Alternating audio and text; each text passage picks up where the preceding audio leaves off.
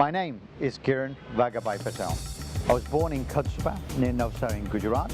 I completed my higher and postgraduate education in the UK. I have lived, worked and travelled across 60 countries of the world, and I've advised over 80 global businesses across the world. I run and own a professional advisory firm. I qualified as a private pilot. I'm an advanced PADI open water diver, a frustrated and poor golf and chess player, and I'm now learning to play the violin.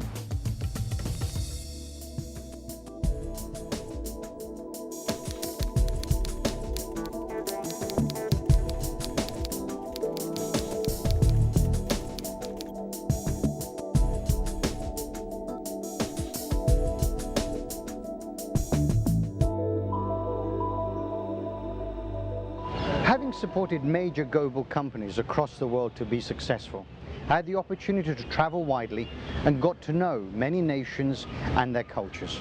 I've always been interested in change and improvement from a personal perspective, individual, commercial, corporate, and from an industrial lens, and now to a national perspective.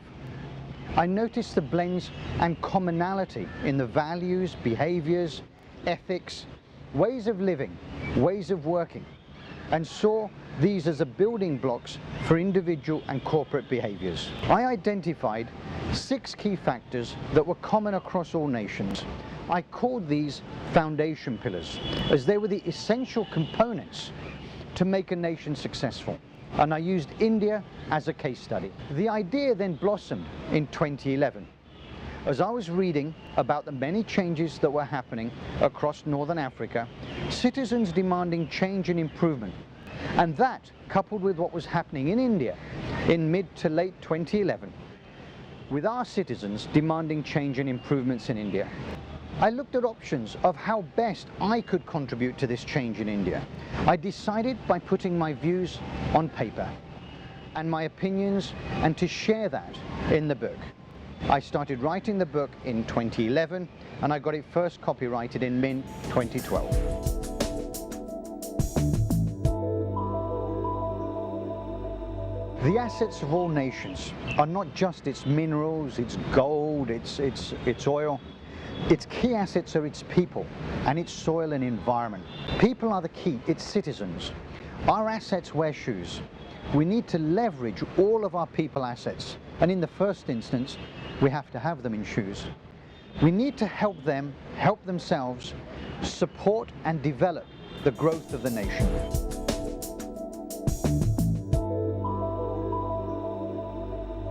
Having traveled across 60 countries, however, there is no place like home.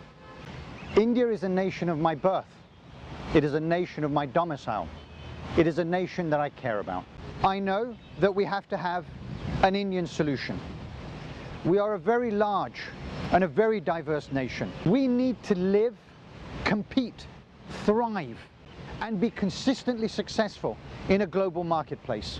We currently import more than we export. Our balance of payments, our national debt, and our currency are all subject to this, adversely subjected.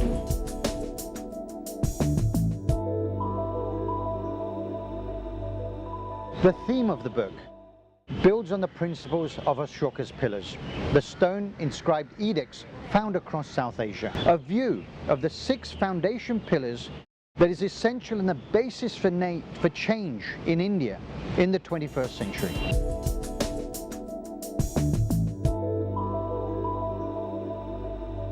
Firstly, the book is fact, data and information based. I've used multiple and the best available sources for the information to tell and share my message. Secondly, there are quotes on each page that make it relevant and also make the reading interesting. And thirdly, this is not just discussion and ideas. It is not theoretical. It is based on research, real experience, interviews and discussions with individuals across many, many countries and across India.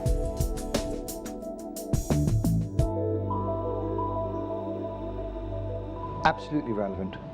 With the many current and potential issues facing India, it is at the cusp of change.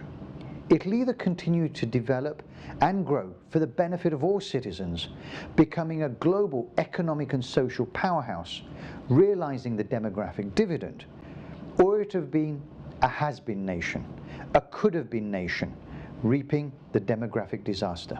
So the new leadership has to be representative of the demographics of the nation, have a clear India first and an Indian citizen-centric vision, and to deliver this with efficiency and effectiveness.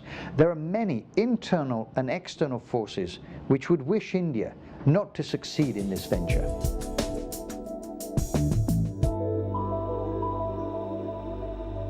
Sustainable change in any nation, especially India, is going to be multi-generational.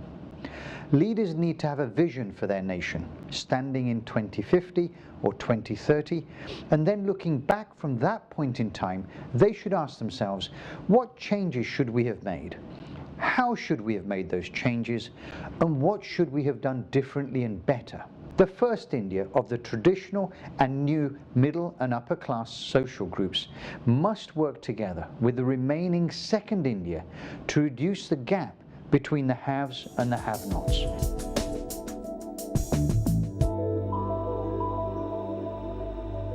There are two. The first is dowries and dowry deaths, and by extension, our attitude towards girls and women. That is half of our population. Females and wives are the core and the center of our families. They are our future.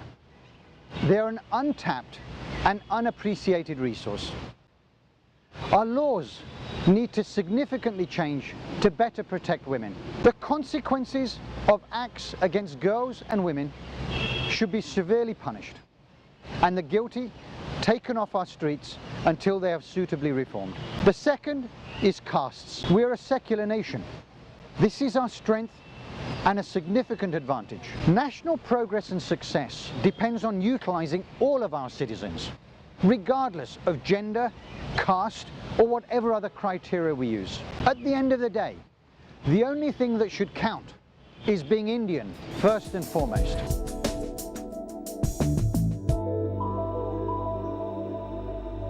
Yes, totally doable. If other nations can do it, we can. We must. Change will take time and commitment. As a nation, one of our greatest weaknesses is not being able to deliver on time, in full, to a level of cost and quality that our citizens expect. We must begin to think differently, and we must put India first.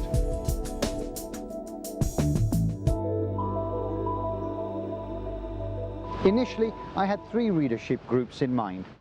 The over 40-year-old citizens who have seen firsthand the positive and negative changes that have happened in India over the last 30 years.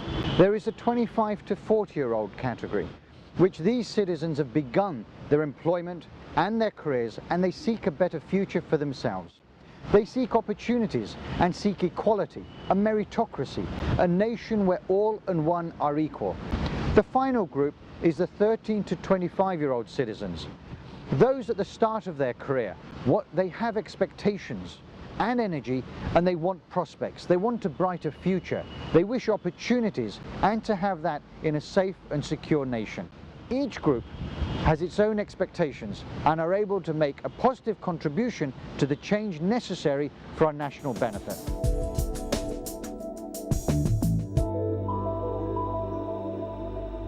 I would wish engagement from all citizens, elected officials and stakeholders within each of the 6 foundation pillars. The book represents my first view of what we need to do and how we need to do it.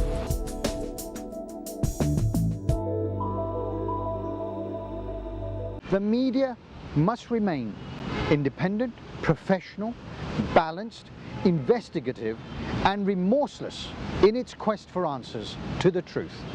Any less would be a disservice to the profession.